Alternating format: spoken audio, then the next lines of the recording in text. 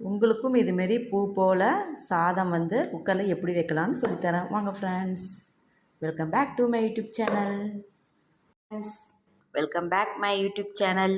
இன்றைக்கி நாம் பார்க்க போகிற வீடியோவில் பார்த்திங்கன்னா சாதம் குக்கரில் வந்து சாதம் எப்படி செய்கிறதுன்னு நிறைய பேர் கேட்டிருந்தீங்க. எப்படின்னா ஃபஸ்ட்டு வந்து பார்த்திங்கன்னா இந்த டம்ளரில் நான் வந்து 3/4 டம்ளர் அரிசி எடுத்துருக்கேன். அதுக்கப்புறம் நல்லா வந்து ஒரு 2 டைம் வாஷ் பண்ணி ஊற வச்சுக்கோங்க. இப்போது ஒரு டைம் வந்து வாஷ் பண்ணிட்டேன், 2வது டைம் வந்து வாஷ் பண்ண போகிறேன். நல்லா வாஷ் பண்ணி அலசி எடுத்துக்கோங்க.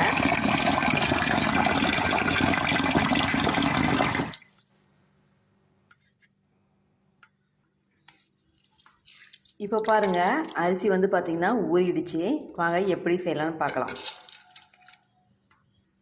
இப்போது 3/4 டம்ளருக்கு நான் 1.5 டம்ளர் ஊற்றுறேங்க.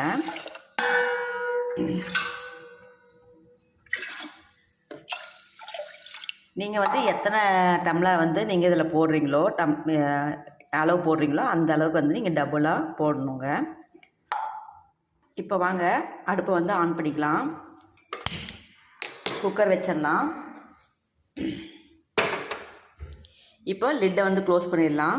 இப்போ பாருங்கள், லிட்டு போட்டு க்ளோஸ் பண்ணிடுறேன். இப்போ பாருங்கள், க்ளோஸ் பண்ணியாச்சு. நெக்ஸ்ட் வந்து பார்த்திங்கன்னா ஏர் வந்து வந்த பிறகு நம்ம வந்து வெயிட் போடுவோம்.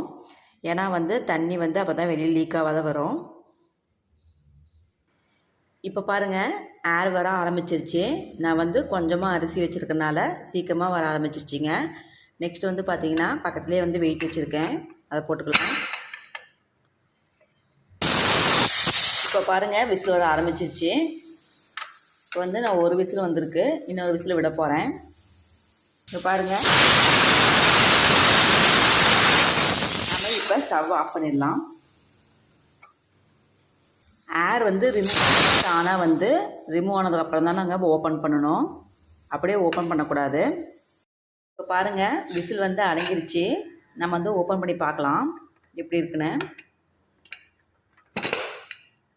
பாருங்கள், சாதம் வந்து எவ்வளோ வந்து சாதம் பாருங்கள், அப்படியே பூ போல் உதிரி உதிரியாக அழகாக இருக்குது.